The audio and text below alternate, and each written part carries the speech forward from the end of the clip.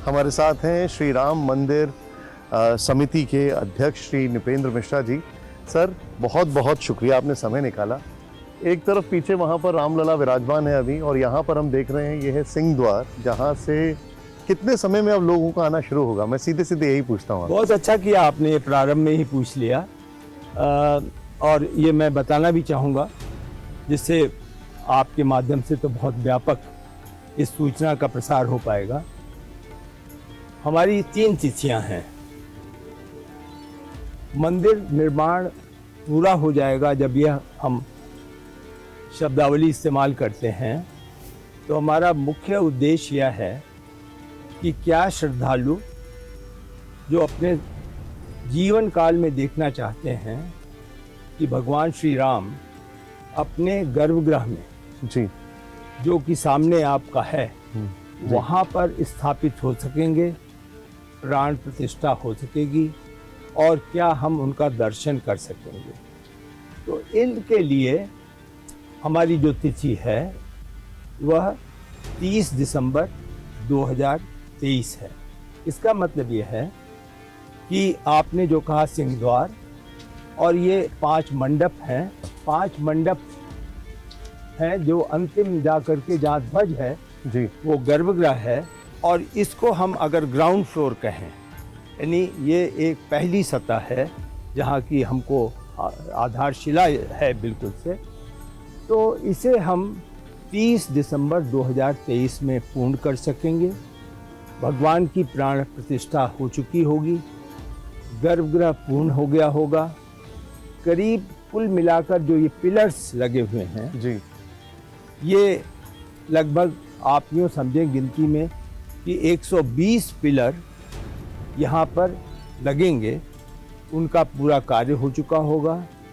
और जो इसकी स्टोन लेयर्स लग रही हैं, जो कि आप देख रहे हैं, वहाँ चल करके और ऊंचाई पे दिखाई देगा जी, और जिसके ऊपर की बीम आएगा, यानी छत आ जाएगी, तो वह कार्य भी पूरा हो चुका होगा। ये सब दिसंबर तक हो पाएगा? ये दिसंबर तक पूर्ण होगा। सारांश में जो ग्राउंड लेवल है मंदिर का वह पूर्ण हो जाएगा, 5 मंडप पूर्ण हो जाएंगे, भगवान की प्राण प्रतिष्ठा हो जाएगी, और श्रद्धालु इधर से आएंगे और दर्शन करेंगे। आज सुबह ही हम लोगों ने उस सड़क का भी या मुआयना मौके पर जाकर के, जो कि भक्ति मार्ग कहलाता है, जहाँ से कि वो लोग इस सिंह द्वार से अंदर आ सकेंगे। ये आपने बताया, जरा आइए अगर यहाँ से हम लोग थोड़ा अंदर चलें। आइए, ये जो आप बता रहे हैं मुझे मंडप, जी, ये जरा मंडप के बारे में हमारे जो दर्शक हैं जी, उनको सर आप बताएं कि ये जो 5 मंडप मुझे बताया गया, ये रंग मंडप है शायद। जी, जी, ये रंग मंडप मुझे बताया गया। ये मंडप है क्या? इसका उद्देश्य क्या होगा? देखिए, सही माने में पहला गर्भगृह है जी, जो कि प्रमुख है, जहाँ भगवान हैं। उसका जो दूसरा मंडप है, और उसका स्वरूप यूँ समझ लें कि एक निर्माण कार्य जो पूरा ऊपर तक, और ऊपर मंडप जो है वो शिखर जैसा लेकिन बंद है, वहाँ तक मंडप का कार्य होता है। और गुरु मंडप है, उसके बाद नृत्य मंडप है। तो इस प्रकार के 5 मंडप होने के बाद ये पहुँचता है।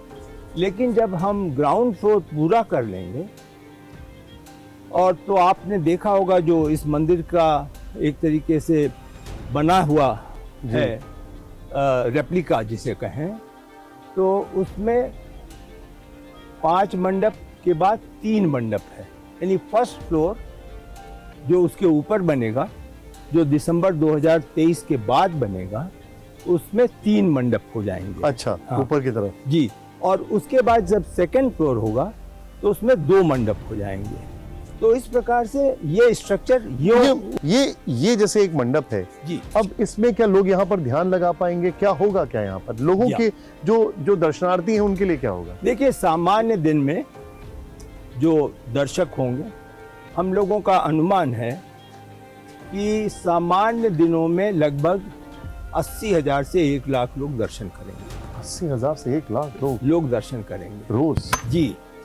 जो आज के हमारी संख्या है जो 25,000 है, वह बिल्कुल आप मान करके चलें कि जिस प्रकार से लोगों की रुचि है, आस्था है और जो प्रतीक्षा है, वर्षों की प्रतीक्षा है, जी बिल्कुल ठीक। एक जनरेशन की नहीं, कई जनरेशन की प्रतीक्षा है।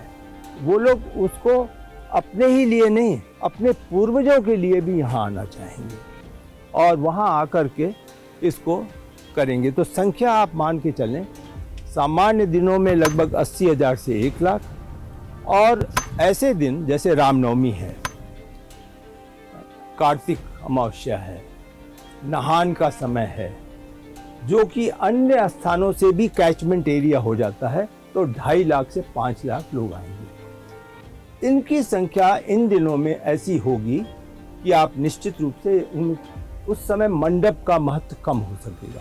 लोग आएंगे, दर्शन करेंगे और 5 से 7 सेकंड अधिकतम समय उनको मिलेगा, जैसा कि अपने वैष्णो देवी में। जी हाँ, बिल्कुल जी।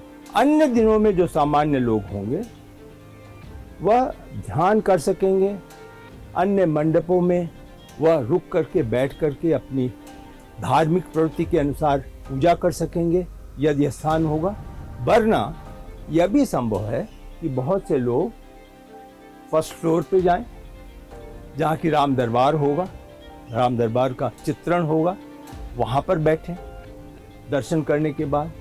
और एक बहुत बड़ी संख्या होगी जो हम आपसे आगे चर्चा में बताएंगे, जो परकोटा बन रहा है। परकोटा का इस तरीके से समझिए कि जो चारदीवारी हो जाएगी। मैंने देखा बहुत बड़ी बड़ी दीवारें वहां पर बन रही हैं। हाँ। परकोटा में जो डिजाइन है, बाहर से दीवार होगी, दीवार के अंदर जो दीवार दिखाई देगी, अंदर कॉरिडोर होगा जहां लोग परिक्रमा कर सकेंगे। तो मंदिर की जो परिक्रमा परकोटा के जरिए होगी वह होगी, और वह लगभग 760 मीटर रनिंग मीटर है जी। तो वहां पर परिक्रमा होगी। और जो दीवार जिसको मैंने कहा, वहां पर अंदर म्यूरल्स होंगे जो ब्रॉन्ज के होंगे, और उन म्यूरल्स में भगवान राम और वैदिक परंपरा, इस दोनों का प्रसंग का समावेश होगा। तो हर म्यूरल में एक प्रसंग होगा, उसके अनुसार चित्रण होगा, और वो बन के ये सारा प्लान करने में कितना समय लगा? इसकी क्या डिटेल स्टडी रही होगी? लगा, लेकिन बहुत से साथी हैं साथ में। मैं आपसे थोड़ा सा इस तरफ बिल्कुल सर, अब हम गर्भगृह के बहुत निकट हैं, लेकिन पहला सवाल तो यह है कि जहां पर हम खड़े हैं, हमने पढ़ा है और मैंने आपके जो पुराने 2-3 इंटरव्यूज देखे, पता लगा कि बहुत चुनौतीपूर्ण था यहाँ पर इस चीज को इस पे खड़ा करना, क्योंकि कहते हैं कि शायद सरयू जी यहीं तक आया करती थी। सबसे अधिक इस निर्माण कार्य में, यदि जिसको आप कहते हैं ना कि स्लीपलेस नाइट्स, जी, स्लीपलेस नाइट्स जो मुझे मिली वो इसके फाउंडेशन बनाने में थी।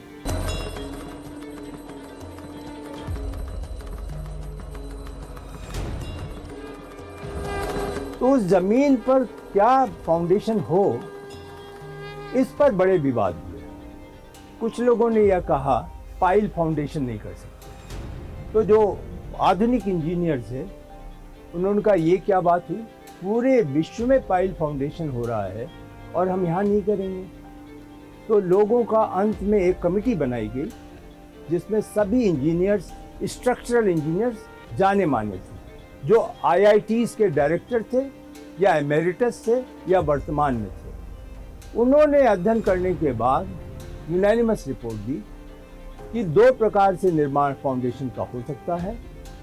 एक तो पाइल फाउंडेशन, लेकिन उसको थोड़ा दबे जबान में बोला उन्होंने। पाइल फाउंडेशन का अर्थ क्या हुआ? पाइल फाउंडेशन का मतलब यह है कि आप स्थान स्थान पे पाइल्स बनाते हैं। हाँ। तो जो अनुमान लगाया गया, जैसे विदेशों में बड़ी बड़ी इमारतें बनाई जाती हैं, उसके ऊपर इमारत बनती है। जी। तो यहाँ पर लगभग 750 इस प्रकार के फाउंडेशन पाइल नीचे से डिग किए जाते, 2 बनाए भी गए और उस पर टेस्ट करने के लिए उस पर प्रेशर डाला गया, उतना ही लोड जितना कि इस मंदिर का लोड होता। तो वो थोड़ा बेंड कर गए। ओहो। तो फिर यह हम ट्रस्ट के लोगों की राय बनी कि हम ये नहीं करेंगे चाहे इससे दुगना कार्य हो। तो फिर दूसरा यही था कि हम पूरी मिट्टी को 500 फीट लंबा, 400 फीट चौड़ा, इस सब के इलाके पूरी मिट्टी को खोदकर 15 मीटर नीचे 3 मंजिला 3 मंजिला के बराबर होगा, उसको नीचे खोद के उस सॉइल को हटाएंगे। अगर आप यहाँ थोड़ा सा घूमेंगे, लोगों से पूछेंगे, तो आपको इस प्रकार के पहाड़ दिखाई देंगे जहाँ वो मिट्टी रखी हुई है। और उस मिट्टी की जगह पे IIT चेन्नई ने स्पेशल स्टडी करके इंजीनियर्ड फिल सॉइल रिकमेंड किया, जिसके स्पेसिफिकेशंस बनाए, जिसकी गुणवत्ता यह थी कि लगभग 28 दिन में उसकी क्वालिटी वही हो जाएगी जो स्टोन की होती है। अच्छा, अपने आप हो जाएगा? जी, 28 दिन में वो स्ट्रेंथ गेन कर लेता है, उतना ही जितना कि एक स्टोन गेन करता है। इसीलिए आप लोग कह रहे हैं 1000 साल इसकी आयु रहेगी? यह एक चुनौती थी, इसलिए इसको बनाना था। तो वो फाउंडेशन बनाया गया। उस फाउंडेशन पे 3.5 मीटर का राफ्ट बनाया गया।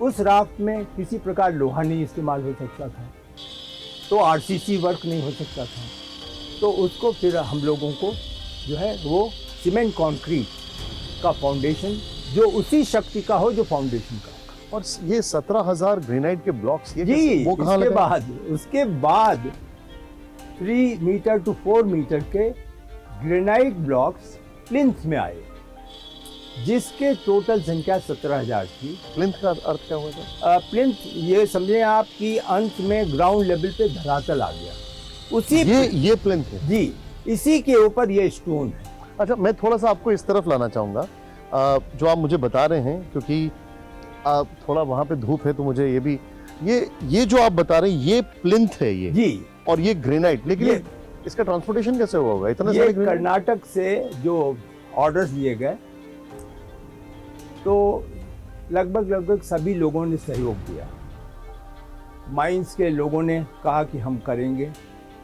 उस समय काल भी अच्छा नहीं था, पैंडेमिक का प्रकोप अभी भी था, लेकिन धीरे धीरे कम हो चुका था। तो उन्होंने पहले ट्रक से भेजना शुरू किया। ट्रक कानपुर पहुंचा तो उन्होंने कहा ये दिन में जाएगा नहीं, ये रात में ही जा सकता, क्योंकि हैवी व्हीकल शहर से नहीं जा सकता जी। फिर वहाँ के पुलिस अधिकारी बहुत ही सहयोगी थे।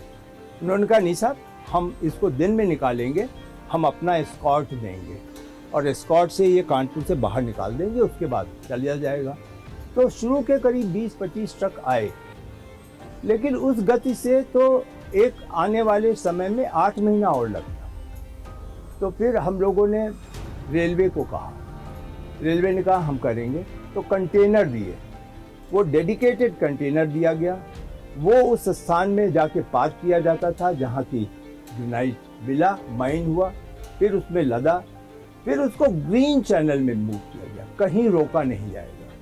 तो सर वो कहते हैं ना कि जब कोई काम होता है तो सारी शक्तियां एक साथ आ जाती हैं।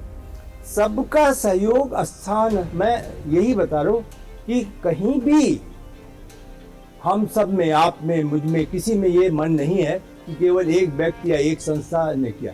हर व्यक्ति का कहीं न कहीं ऐतिहासिक योगदान है, जिससे मंदिर बन रहा है। सर ये जो पिलर है, मैं आपको एक उदाहरण के तौर पर आपसे पूछूंगा।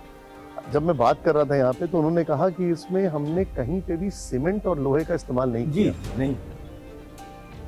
मैं ये जानना चाहता हूँ, मेरा सवाल ये है कि जैसे ये पिलर है, इसमें कहीं पे भी तो ये कैसे स्टैंड करेगा? हजारों साल तक कैसे रहेगा ये? इतना ही नहीं, ये पिलर स्टैंड करेगा अगर भूकंप आए तो।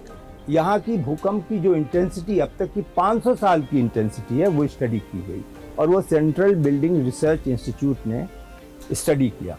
और इस पिलर पे लोड जो आएगा फर्स्ट फ्लोर और सेकंड फ्लोर का, उसको स्टडी किया। और यहाँ से फिर ये पिलर किस तरीके से उस लोड को नीचे डिसमिनेट करेगा प्लिंथ पे, और प्लिंथ से फाउंडेशन तक, इन सब का एक वैज्ञानिक अध्ययन हुआ, जिसको सिमुलेशन करके एक्सरसाइज की गई।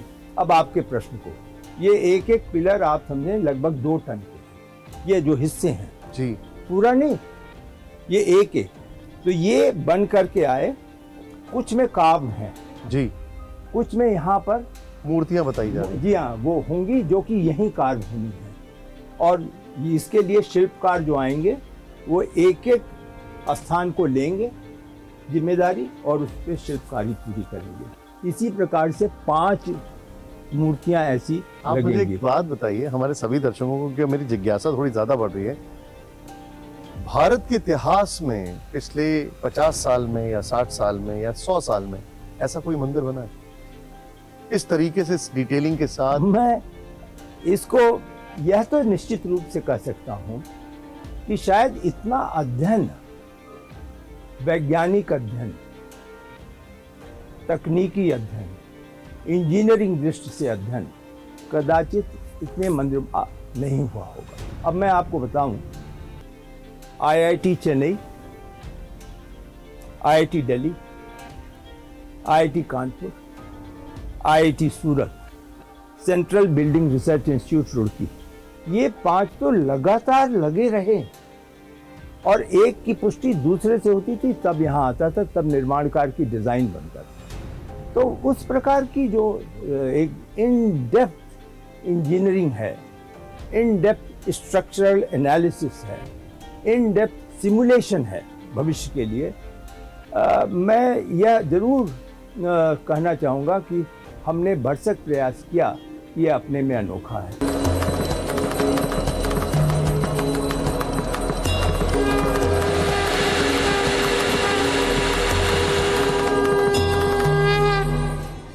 अब सर जरा गर्भगृह की तरफ आए तो यहाँ पर इस गर्भगृह में कौन कौन सी चीजों का खास ख्याल रखा जा रहा है, कैसे इसका कंस्ट्रक्शन चल रहा है, ये जरा बताइए हमें। भगवान जहाँ पर ये लोहे के स्ट्रक्चर दिख रहे हैं जी, लगभग वहाँ पर उनकी स्थापना होगी। जी, भगवान के 2 स्वरूप होंगे।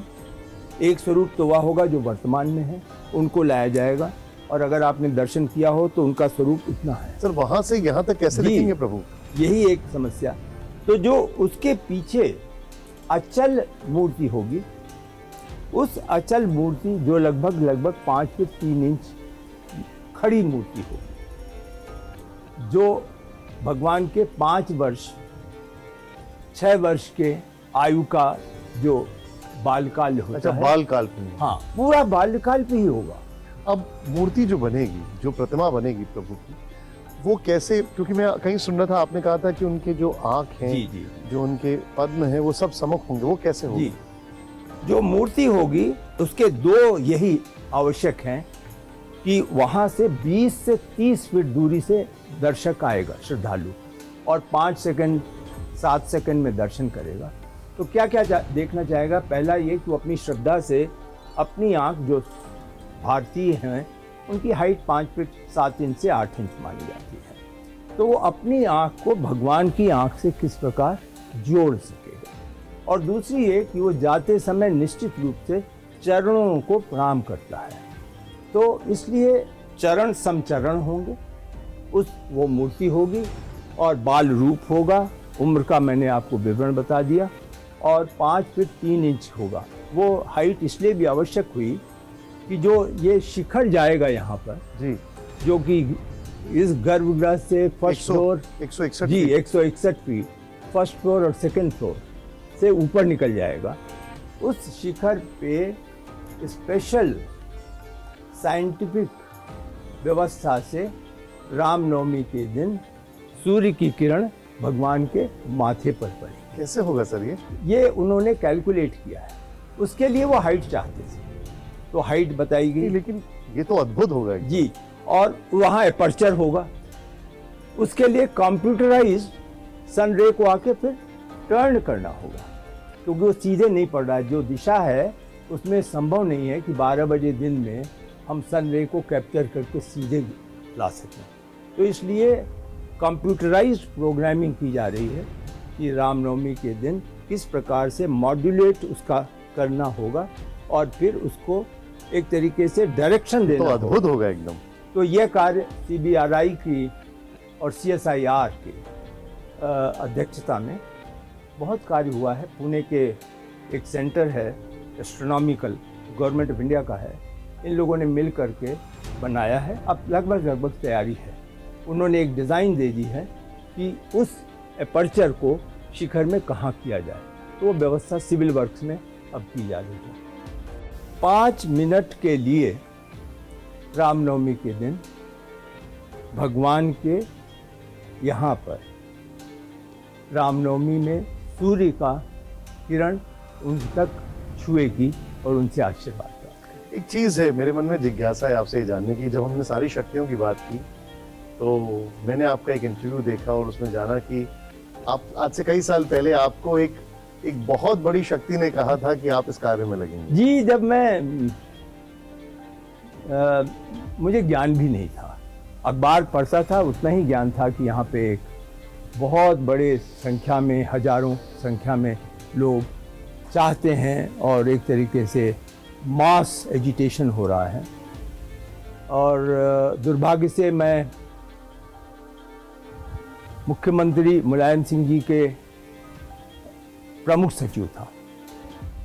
उनके कार्यकाल में यहाँ पर उसी समय मैं कमरे में बैठा था जब खबर आई कि कोठारी ब्रदर्स को गोली लग गई है। तो उस समय से जुड़ा था, लेकिन उस समय भी और बाद में भी जब तक वो जीवित रहे, देवराहा बाबा का दर्शन करने कभी मथुरा कभी देवरिया जाता था। पता नहीं मुझे, लेकिन वो मुझसे उन्होंने यह बात कही कि बच्चा मंदिर बनेगा, जरूर बनेगा, तुम ध्यान रखना। यह कभी नहीं कहा कि मैं निर्माण करूंगा या इसमें सम्मिलित होऊंगा, लेकिन इस प्रकार का उनका संकेत था। और जब मुझे ये जिम्मेदारी आई तो वह समय याद आया कि किस प्रकार देवराहा बाबा ने इसके बारे में एक भविष्यवाणी की थी। अभी बड़ी अच्छी यहाँ पर राम धुन सुनाई दे रही है। सर इसका एक्सकवेशन हुआ तो कई आर्टिफैक्ट्स निकले। जी जी जी जी, वो बड़ा हमारी जिज्ञासा उसके बारे में जानने की। वो मैं आपसे अनुरोध करूँगा कि आप थोड़ा उसके बारे में और विवरण चंपत राय जी से जानें, क्योंकि वो एसोसिएटेड थे जब शुरू में कोर्ट के ऑर्डर से पहले तो हुआ।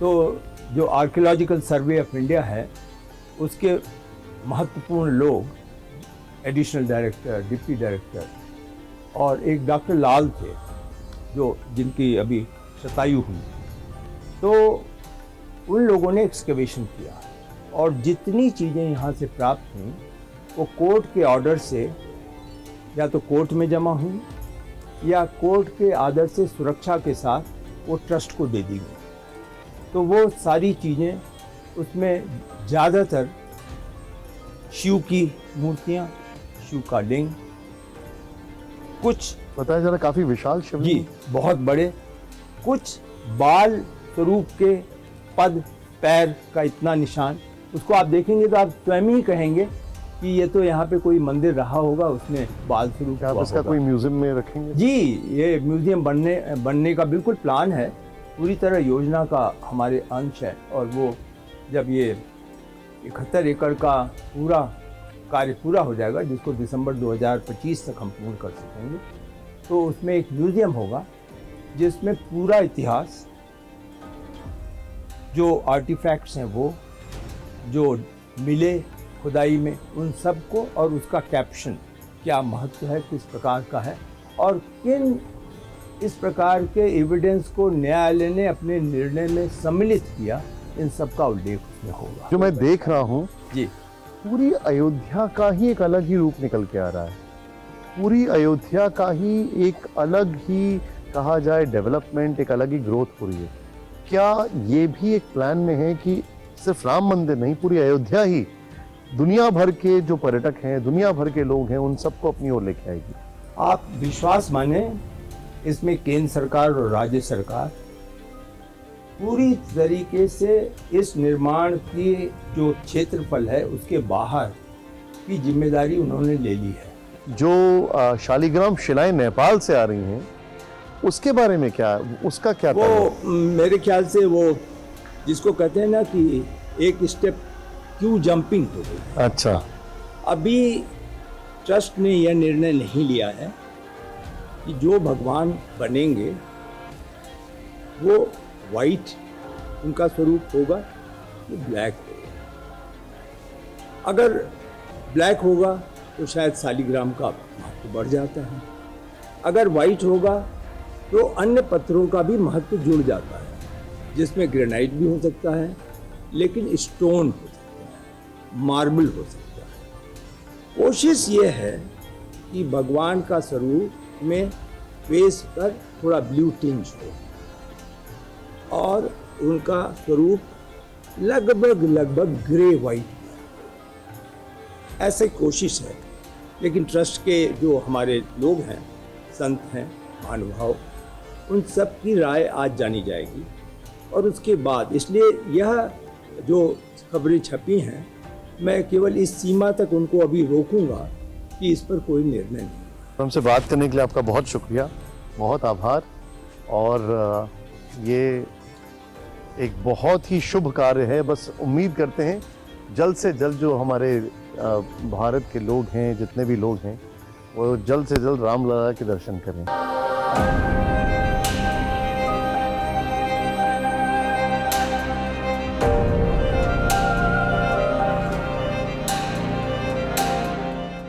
ये सौभाग्य हमारा कि ये देखिए आप, यही वो द्वार है जिस द्वार से न जाने कितने हजारों लाखों श्रद्धालु आया करेंगे और फिर वहां पर पीछे की तरफ प्रभु श्री राम के दर्शन करने उस गर्भगृह की ओर जाया करेंगे। जरा मुड़िए उस तरफ, मैं अपने कैमरामैन से कहूंगा उस तरफ मुड़िए, वो गर्भगृह है।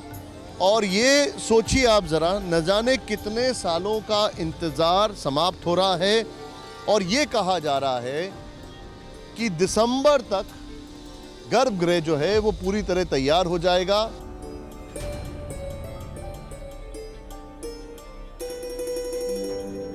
इसका जो कंस्ट्रक्शन हो रहा है उसमें बहुत ही अद्भुत तरीके से चीजों को ध्यान में रखा जा रहा है।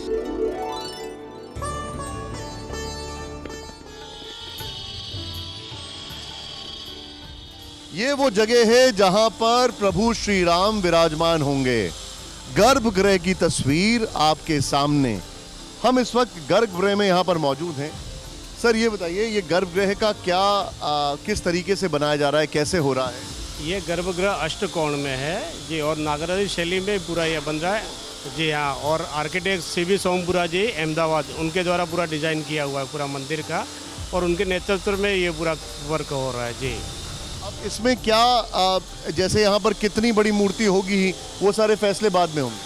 जी हाँ, वो ट्रस्ट का फैसला। लेकिन ये इसमें कहाँ पर दरवाजा लगेगा? कहाँ दरवाजा यहीं पर आएगा। 20 फुट 1 इंच का गर्भगृह हो गया। ये आगे में यहाँ पर जहाँ खड़े हैं अपन, वहीं पर दरवाजा आना है। जो गर्भगृह है उसी के ऊपर 161 फीट शिखर जाएगा।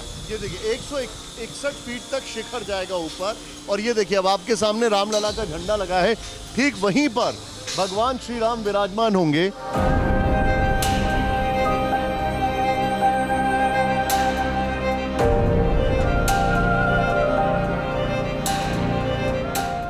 ये जो आप देख रहे हैं, ये गर्भगृह में मकराना का संगमरमर लगा है। देखिए अगर आप ऊपर रोशनी से देखिए, आप अगर उससे वहां से आप इसको नीचे टिल डाउन करें तो देखिए पूरा संगमरमर है। और देखिए एक ही कलर का है, बड़ा छांट के, बड़ा बिल्कुल छांट के किया हुआ है जी। इसके लिए बड़ी टीम लगी हुई है और उसके छांट के लाया जा रहा है। एक चीज और बताइए, यहाँ पर अजय इस तरफ आइए जरा, ये जो मैं देख रहा हूँ गर्भगृह में, यहाँ पर भी कौन सा पत्थर लगेगा? यहाँ पर ये मार्बल ही आएगा, सभी वाइट मार्बल। जी जी जी जी, वाइट आएगा मार्बल। और ये पिलर जो है, ये कितने मजबूत पिलर होंगे? ये हजारों वर्षों की आई हुई है, ये तो मजबूत है। और मकराना मार्बल मजबूत है। संगमरमर की तो बहुत लंबी लाइफ। जी जी जी जी जी। अच्छा, और यहाँ पर ग्रेनाइट का लगा, कहाँ पर लगाया गया है? ग्रेनाइट का पूरा फाउंडेशन किया हुआ है। ये जो नीचे में आप देख रहे हैं अभी पीसीसी हो गया है ये। इसके नीचे में आगे में देखेंगे आप, रंगमंडप में आप दिख रहा है अभी, तो जो पूरा नीचे डाउन गया है 40 फीट, ग्राउंड लेवल से 40 फीट गया है, वो पूरा ग्रेनाइट गया है। ये पूरा ग्रेनाइट गया, ये देख रहे हैं आप। तो ये है गर्भगृह जो आप यहाँ पर देख रहे हैं। और गर्भगृह के बाद अलग अलग आप देख रहे हैं द्वार हैं यहाँ पर।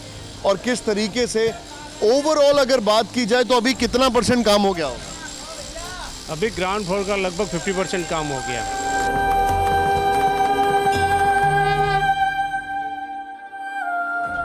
अब हम आपको दिखाने जा रहे हैं जो शायद ही आपने कभी कहीं पढ़ा होगा अभी तक या टीवी पर देखा होगा। ये है वो जगह जहां से प्रभु श्री राम की परिक्रमा होगी। और ये देखिए संगमरमर का ये दरवाज़ा जो है, ये द्वार जो है, इधर आइए ज़रा चंद्रशेखर जी, ये क्या है बताइए ज़रा हमें। शंखावट बोलते हैं इसको। दरवाजे के पहला लेयर लगता है, शंखावट है ये। जिसमें शंख की आकृति बनी होती है। शंख का वट है, इसी के ऊपर पाँव रख के गर्भगृह में जाया जाता है, वो शास्त्रों में इसका है। अच्छा, इसके ऊपर पाँव रख के जाया जाएगा। जी, ये देखिए अजय जरा दिखाइए यहाँ पर शंख की आकृति कहाँ पर है बताइए। ये रहा शंख बना हुआ है, अच्छा, ये दोनों तरफ शंख बने हुए ये हैं। जो आप देख रहे हैं यहाँ पर ये शंख, ये देखिए इस तरफ ये जो शंख बने हुए हैं दोनों तरफ, कहा जाता है शास्त्रों में कि ये बड़ा शुभ माना जाता है। गर्भगृह में इसको लगाया जाता है, इसके ऊपर डोर फ्रेम आएगा और यहाँ से लोग परिक्रमा करने जाएंगे प्रभु श्री राम की। गर्भ परिक्रमा होगी जी। और ये देखिए जरा इधर आइए अजय, इस तरफ आइए जरा, ये जरा नक्काशी देखिए कितनी खूबसूरत नक्काशी की गई है। ये गर्भगृह जो है उसके बाहर की गर्भगृह मंडोवर है, उसकी नक्काशी है पूरी। गर्भगृह मंडोवर जो है उसकी नक्काशी, और कितना खूबसूरत तरीके से यहाँ पर ये देखिए बनाया गया है। ये गर्भगृह के बाहर की जो परिक्रमा है उसका ये जो द्वार है उसका कंस्ट्रक्शन अभी चल रहा है। आइए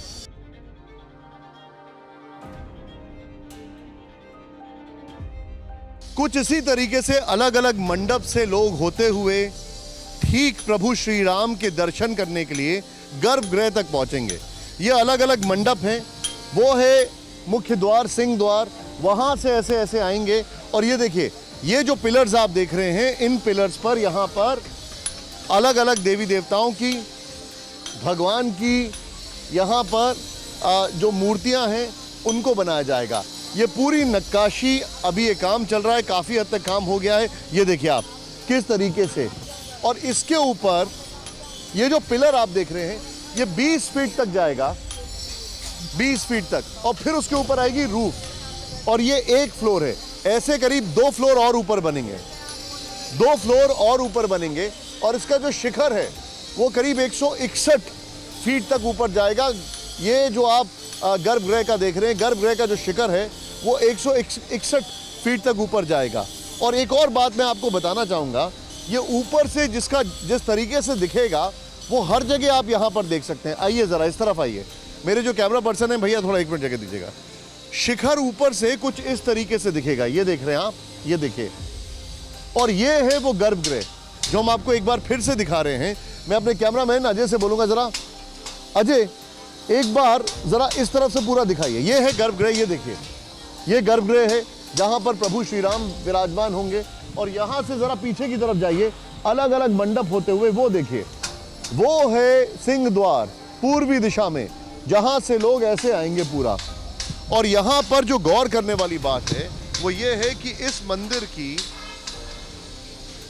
जो लंबाई होगी, इस मंदिर की लंबाई है करीब 360 फीट और चौड़ाई है 265 फीट। ये देखिए इस तरीके से ये पूरा बन रहा है।